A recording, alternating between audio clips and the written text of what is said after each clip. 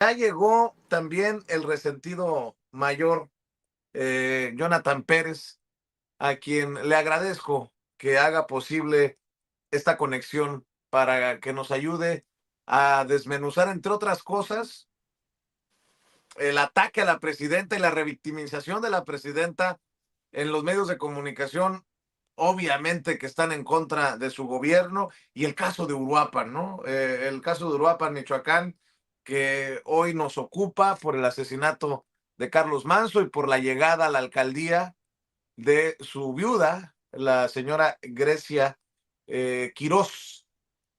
Mi querido Jonathan, te abrazo. Por cierto, de notarse el cambio de discurso de la señora que viene a reunirse con la presidenta a Palacio Nacional, que en su momento lanza un mensaje de no a la violencia, no al vandalismo, y que a la hora de asumir la presidencia municipal lanza algunos dardos eh, como los que han estado moviendo en la oposición mediática y política de abandono por parte del gobierno federal, algo que ya se ha destacado no es cierto. Mi querido Jonathan, ¿cómo estás? Querido Vicente, qué gusto verte. Ahora sí tuvimos semana completita, sí nos vimos los 2 días. Claro, Me da mucho gusto verte. Oye, sí, son cosas, bueno, lo de la presidenta creo que se ha dicho ya mucho. Yo lo único que quiero apuntar con respecto a este tema, que para los varones esto no es un tema de discusión ni de análisis, ¿no? Es decir, dejemos si lo hacemos, dejemos de hacerlo. No además de que es un delito, no tenemos derecho sobre el cuerpo de las mujeres, ni de mirarlo, ni de contemplarlo, ni de echar piropos, ni mucho menos de tocarlo. Eso es un asunto definitivo, ¿no? Los hombres tenemos que aprender a eso de una vez y por todas. Y el lado de los medios de comunicación, pues sabemos cuál es el trato que le han dado a la presidenta desde el inicio, ¿no? Es un trato misógino, es un trato machista. Cuando no dicen que detrás de ella está Andrés Manuel, dicen que ahora obedece a todo lo que dice Trump. El caso es que siempre nuestra presidenta tiene que estar obedeciendo a algún hombre. Es una postura machista, completamente misógina. Y las portadas, ¿no? La portada de Reforma el día de ayer, la forma en la que se revictimiza a la presidenta con los videos, reproduciéndolos, las fotografías, ni siquiera incluso para defenderla, ¿no? O para hacer un llamado de atención desde sus medios de lo que estaba sucediendo, sino simplemente para exhibir que no tiene la suficiente seguridad la presidenta, ¿no? Pero bueno, todo esto sabemos pues, cómo son los medios y cómo son estas personas que manejan los medios de comunicación. El tema que a mí me gustaría tratar contigo, porque no lo pudimos tratar la vez pasada, es que sí es importante mencionar respecto a lo que está sucediendo lo que sucedió con el asesinato de Carlos, porque a mí sí me parece que tendríamos que ir a analizarlo desde un punto de vista mucho más profundo y mucho más claro, para que a la audiencia le quede muy bien, de alguna forma, más ilustrado lo que sucedió. Yo he venido proponiendo una hipótesis, Vicente, de lo que se llama, en la parte de cuando hay conflictos de guerra, lo que se le llama los asesinatos selectivos. Es algo que yo he estado analizando. El día de ayer tuvimos un monólogo de casi 3 horas en donde explico ampliamente la definición y cuáles son las coincidencias con lo que sucedió con Carlos, con un factor o varios factores alrededor del personaje, pero sí me parece importante mencionar que de los últimos meses a la fecha ha venido habiendo una serie de asesinatos mediáticos que parece que son ya más planeados, que no son simples hechos de la casualidad de la violencia, sino que sí tienen una repercusión más mediática. Asesinatos como el de Carlos han sido muy llamativos en los medios de comunicación. Me llama mucho la atención la prensa que tuvo alrededor de Carlos. Y obvio que no estoy diciendo que él haya manejado intencionalmente esto, sino estoy hablando de externos, de personas que no tienen incluso nada que ver con él, que manejaron y le construyeron una imagen que al final hoy tiene una coincidencia cuando está desaparecido físicamente, ¿no? Cuando está muerto. Y el asunto es muy claro. La construcción mediática de llamarle, por ejemplo, el Bukele mexicano, Es una construcción que, que se ha venido armando a lo largo de los meses anteriores al asesinato, y hemos visto cómo se le construye una imagen de ser un político que sí combatía al crimen organizado, cuando el contraste era Andrés Manuel, que no lo combatió, que incluso lo abrazó, y la propia Claudia Sheinbaum, que no ha podido desterrar la orden de Andrés Manuel de proteger al narco. Esta es la narrativa, ¿no?, que ha venido hablando no solamente los medios de comunicación mexicanos, algunos medios conservadores en Estados Unidos y el propio, de alguna forma, gobierno de Donald Trump. Entonces, la construcción es un personaje que sí combate al crimen organizado, que en meses anteriores se le había exaltado su figura como este Bukele valiente que sí enfrenta de manera frontal a los grupos criminales, y entonces hoy que está muerto, que ya no está físicamente, pues es una figura que exaltan como una bandera golpista para decir: aquí en México los que sí combaten al crimen organizado los matan, y los que no combaten al crimen organizado pueden estar en paz y pueden estar normal. Entonces creo que para la narrativa y para la estrategia de la derecha en nuestro país era mucho más conveniente que Carlos estuviera muerto que estuviera vivo. Y esos son exactamente lo que se llaman los asesinatos selectivos, es seleccionar de manera muy bien estructurada, muy bien planeada, los personajes que tienen que vivir y los que no tienen que vivir. Es decir, desde algún interés del crimen organizado, y yo me atrevo a decir que un interés del propio régimen anterior, y todos los que son parte de ese régimen anterior, incluidos los medios de comunicación, deciden que una persona vale mucho más para sus causas muerta que viva. Y la construcción mediática y en redes sociales de este personaje, que efectivamente era un personaje y es un personaje muy querido por la población, muy querido por el pueblo de Uruapan, que tiene una popularidad o tenía una popularidad arriba del 80%, que incluso que quiso competir por Morena, pero bueno, las cúpulas de Morena no era el candidato de las cúpulas de Morena, y entonces pues tuvo que ir de manera independiente. Pues con esto se muestra cómo se le fue construyendo esta imagen de alguien que sí combatía, lo empezaron a lanzar mediáticamente nacional. No sé si te diste cuenta, pero una vez que lo asesinaron, había 4 o 5 entrevistas nacionales con personajes mediáticos importantes a nivel nacional que estaban en busca de una entrevista con el personaje. Y en las redes sociales también se le construyó esta imagen. Mi pregunta clara es: ¿a quién le conviene y a quién le está conveniendo más la muerte de un personaje como Carlos? ¿Quiénes son los que pueden estar sacando mucha más raja política y mucha más raja en su planeación, en su plan para los siguientes meses en estos momentos? De verdad, el gobierno federal, como muchos han querido decir, se deshacen de una piedra incómoda, como lo dijo Riva Palacio el mismo día de su muerte, o a un día, unas horas después de su muerte, que el propio Estado había sido, como lo insinuó también el propio Salinas Pliego y no pocas personas en las redes sociales. ¿De verdad al gobierno federal le incomodaba un personaje como Carlos? ¿O más bien a quien le beneficia la muerte, como parece ser que sí es así, le beneficia a un grupo de personas que quieren el regreso de la guerra de Calderón y con ella todo lo que esto significa en nuestro país, la intervención abierta de Estados Unidos, el apoderarse de nuevo del país, el tener el control de nuevo del país, de que México vuelva a ser de unos cuantos, que regrese la guerra como mecanismo de miedo y como mecanismo de gobierno? Son preguntas que me parece que son muy pertinentes, sobre todo cuando estamos viendo cómo se está aprovechando de parte de la oposición, de los poderes fácticos y de los responsables de la tragedia, como el propio Felipe Calderón o el propio Vicente Fox, que se montan a la tragedia del asesinato de Carlos para relanzarse y para volver a entrar a la escena política en un tema en donde ambos, en el caso de Fox, pero sobre todo Calderón, deberían de estar descalificados siquiera para hablar del tema. Y en ese sentido, bueno, Calderón en la cárcel, evidentemente, no solamente privado de la posibilidad de hablar, sino privado de la libertad. Y en ese sentido, cuando veo los análisis de no pocos analistas en las redes sociales, en los medios, que no se atreven a hablar del término de asesinatos selectivos, cuando ha sido una práctica que se ha llevado a cabo a lo largo de la historia en Estados Unidos, por ejemplo, Osama Bin Laden, al propio este personaje que fue eliminado de manera estratégica, construido por Estados Unidos y después destruido por el propio Estados Unidos en escenas mediáticas que pasaron y que le dieron la vuelta al mundo, cuando en nuestro país hemos visto también asesinatos selectivos como el caso propio del magnicidio de Luis Donaldo Colosio. Nos preguntamos por qué en la prensa libre no se está hablando de esta posibilidad y no se está hablando de esta posibilidad de análisis.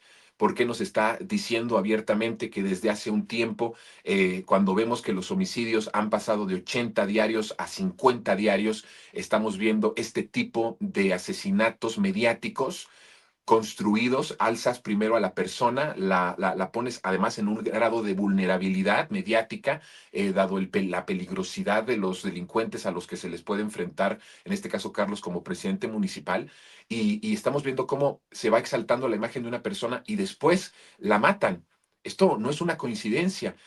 Cuando los homicidios están en su tasa más baja en los últimos años, cuando el mes pasado alcanza 50 muertes promedio diarias y veníamos de 80, 90 al final del sexenio de Enrique Peña Nieto, y vemos de repente estas escenas, estos asesinatos de líderes, de personas mediáticas que son muy exaltadas en los medios de comunicación, tendríamos que estar pensando si la estrategia de parte del crimen organizado, de los medios de comunicación, del régimen anterior, no está en función de eso, no está en función de justamente construir una propaganda alrededor de personajes que muertos les sirva mucho más para la construcción de su narrativa y de su plan.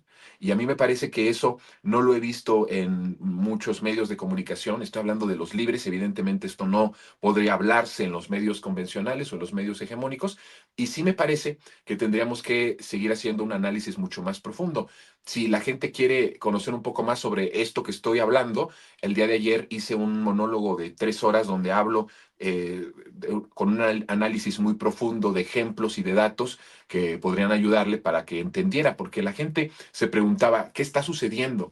¿Qué es lo que está pasando? Incluso vi mucha gente de la transformación de la 4T, Vicente, que no son personas de derecha, que estaban dudando si algo estaba fallando, si algo está pasando, que si no está dando resultados la estrategia. Bueno, claramente la estrategia está dando resultados cuando vemos de 90, 80 a 50 homicidios diarios, que tampoco es que tengamos que celebrar 50 homicidios diarios, pero dado las circunstancias del país y de donde venimos, creo que de bajar de 80 a 50 habla de que la estrategia está funcionando. Pero cuando vemos esto, que bajan estos homicidios diarios y de repente vemos estos asesinatos más de personas mediáticas o de personajes que tienen alguna influencia o algún cariño popular o social, pues nos tenemos que preguntar si lo que estamos viendo en este momento en este país es debido a que no han podido destruir políticamente el proyecto de la Cuarta Transformación y debido a que la gente ha visto un cambio real en una repercusión positiva en su vida desde hace 7 años, no estamos viendo un giro peligroso en la estrategia de a quién se asesina, a quién se desaparece físicamente para golpear al gobierno y para beneficio personal de un grupo que no solamente es un grupo político, Vicente, yo quiero aquí ser muy claro, es la conveniencia de un grupo mediático, de un grupo oligárquico y de intereses extranjeros que evidentemente se beneficiarían de que México hoy volviera al sometimiento, volviera a la guerra, porque a través de la guerra y el sometimiento México perdería total soberanía, como fue en los sexenios, sobre todo panistas de Vicente Fox y Felipe Calderón. Entonces, este es como lo que he venido yo analizando y me parece que sí es importante que le demos atención a la estrategia. De alguna forma, siempre y comúnmente vemos y analizamos la estrategia del PRI o del PAN o de los partidos de oposición, pero no ignoramos que el crimen organizado también forma parte de la oposición. El crimen organizado también es parte del régimen derrotado el 1 de diciembre de 2018. Y como que dejamos al crimen organizado como un ente que no tiene conexiones extranjeras, estadounidenses, propias de intereses también nacionales, y como que ignoramos, como que su comportamiento es un comportamiento independiente al de todo el régimen derrotado el 1 de diciembre de 2018. Me parece que no lo es, que el crimen organizado hoy sí forma parte de las filas de la oposición. Y qué bueno que lo estás desmenuzando así, Jonathan, porque desde las esquinas mediáticas entiendo, por ejemplo, a una Azucena Uresti, ¿no? Por lo que significa y lo que hace, para los conglomerados, para los que trabaja o ha trabajado Azucena Oresti, que escriba en el Universal. Esos jóvenes que hoy marchan tras el asesinato de su alcalde están poniendo el ejemplo, dándonos una lección. Es esa generación que nosotros no pudimos salvar de una infancia violenta y que tal vez, aunque impulsados por otro crimen atroz, logre salvarse a sí misma. Ojo con lo que escribe Azucena Oresti. Pero también repudio plumas de personajes que se hacen pasar por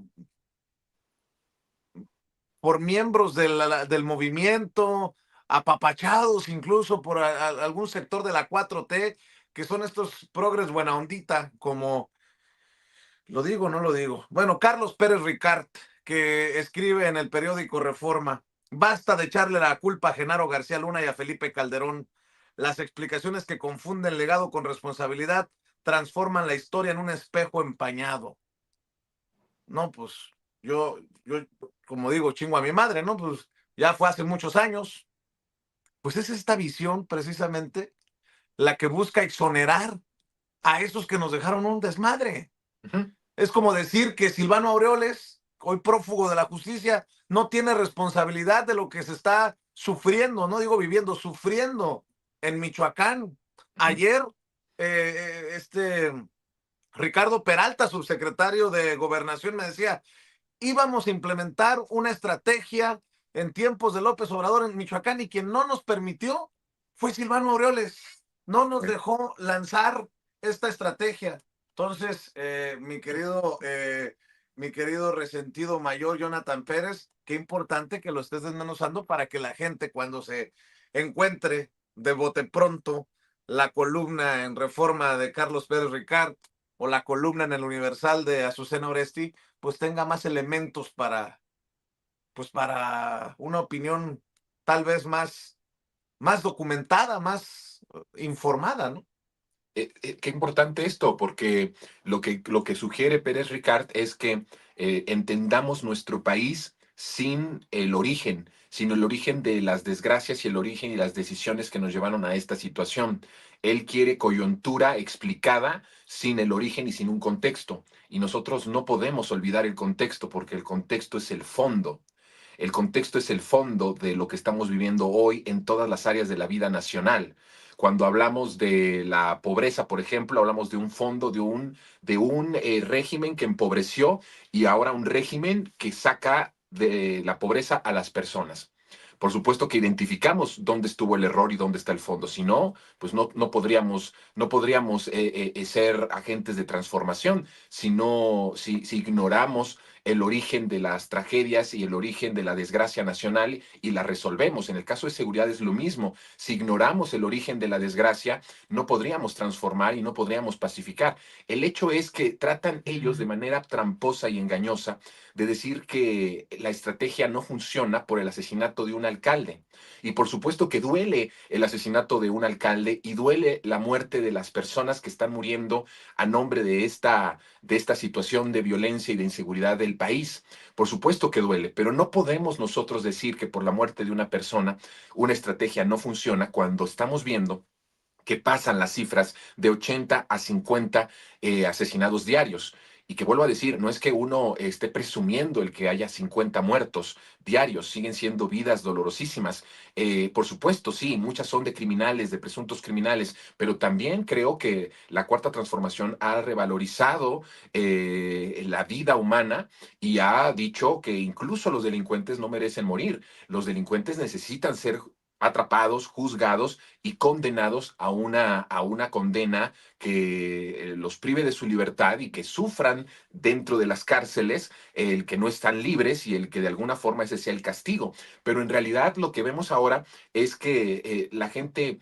incluso al interior del movimiento no se atreve a hablar de esto. Mira, Vicente, lo de los asesinatos selectivos fue algo que Felipe Calderón instrumentalizó de manera muy abierta contra la población. Si nosotros revisamos las muertes de diferentes personas defensoras, por ejemplo, o activistas defensoras del agua, del territorio, de la naturaleza, vemos cómo fueron asesinados de manera estratégica para darle paso a las concesiones de, de las minas que Felipe Calderón dio durante su sexenio. No hay que olvidar que durante el sexenio de Felipe Calderón se entregó y se enajenó el mayor número de hectáreas, millones de hectáreas de suelo patrio a empresas extranjeras. Y cuando éstas se establecían en los lugares en donde había minerales y en donde podían explotar, había resistencia de los pueblos y había líderes activistas que se oponían porque contaminaban el agua, porque contaminaban el aire, porque eran desplazados de sus territorios. Y esta estrategia de asesinatos selectivos, una vez que el propio Felipe dice que estaban en una guerra, pues se valían, porque en la guerra pues no hay reglas, como tú lo sabes, Vicente. En las guerras se puede utilizar lo que sea y los derechos humanos no existen. Y entonces lo que utilizó Felipe Calderón en su guerra fue estos asesinatos selectivos. Mató a diferentes líderes de activistas que defendían el suelo, que defendían el agua, que defendían la naturaleza. Fueron asesinados uno a uno.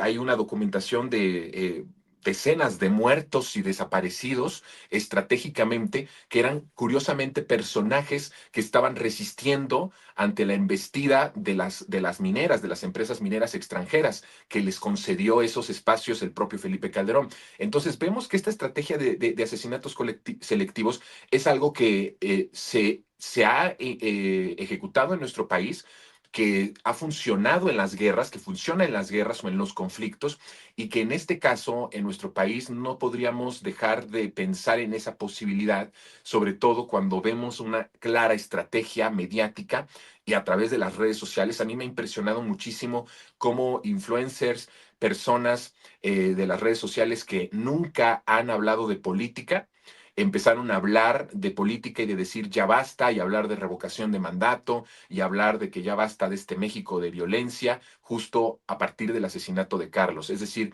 sí tenemos que ver todo esto como una construcción de algo mucho más estratégico, con una intención abierta de que la memoria, la muerte de Carlos les sirva a ellos para posicionar ante la gente el miedo y la posibilidad de que regrese la guerra contra el narco. Está clarísimo.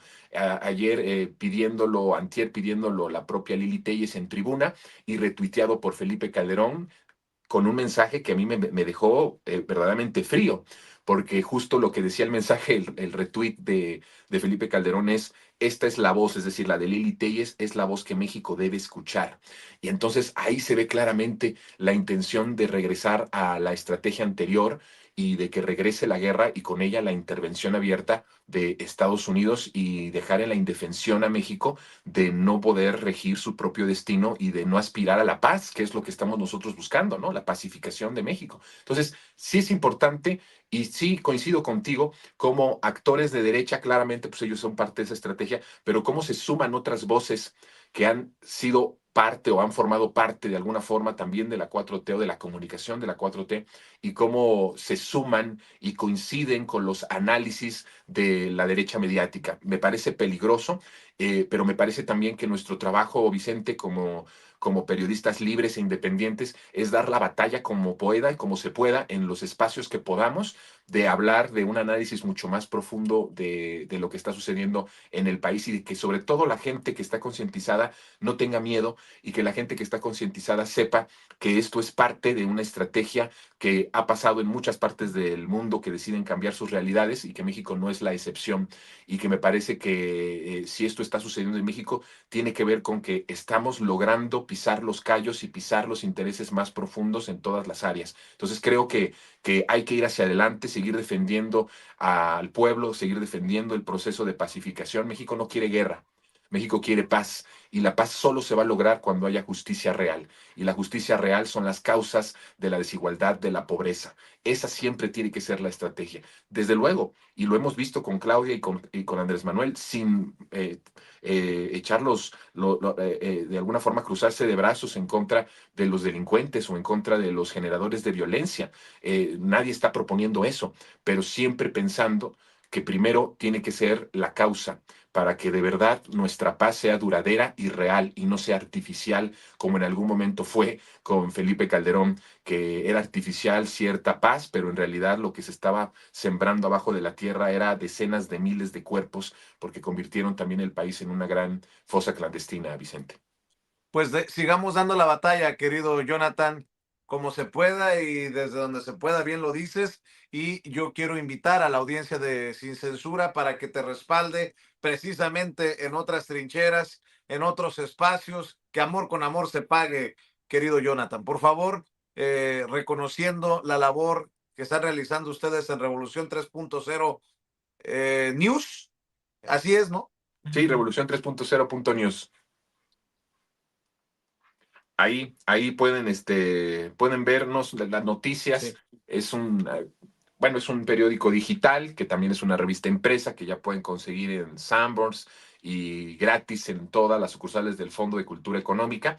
Y a través de Internet, pues es un periódico digital prácticamente todo el día desde muy temprano hasta muy tarde, noticias al momento con el compromiso de decir la verdad, con el compromiso de ser un medio independiente. Ustedes pueden ir a revolución 3.0.news y navegar con las noticias. Si usted quiere un lugar fidedigno para leer noticias y para contextualizar las noticias, tenemos esta opción de revolución 3.0.news. También nos estamos viendo en Resentidos, así se llama nuestro canal. Ahí es muy fácil buscarlo en el buscador de YouTube, Resentidos Jonathan Pérez. Suscríbanse, estamos los miércoles y los jueves con un monólogo de las 3 de la tarde en adelante, y en nuestros espacios en los medios públicos, Vicente, en donde también estamos haciendo un esfuerzo para contrarrestar pues la narrativa hegemónica, aunque usted no lo vea, los lunes a las 9 de la noche, lo más absurdo en los medios, los sábados a las 14 horas, y también nos vemos los lunes en la noche con Azul Alzaga en punto de referencia para analizar cosas. Ponemos el dedo en la llaga ahí con Azul Alzaga a las 10 de la noche. Y contigo todos los lunes y los jueves, Vicente, en este hermoso espacio con tu hermosa audiencia, en donde me siento muy feliz de formar parte de este equipo y de estar siendo parte también de tu grupo de analistas. Me siento muy contento de eso. Te agradezco siempre enormemente y te mando un fuerte abrazo. Y estamos al pendiente de tus monólogos ahí en Resentidos, que son tan, pues tan iluminadores, mi querido, si me permiten la expresión, mi querido Jonathan Pérez. Aquí estamos, ya sabes, siempre reconociendo la labor, y nos vemos el próximo lunes, si te parece, Jonathan. Cuídate mucho, querido Vicente, y nos vemos el lunes. Sale, gracias. Jonathan Pérez, el Resentido Mayor, hablando con nosotros sin censura. Y vamos con otro amigo.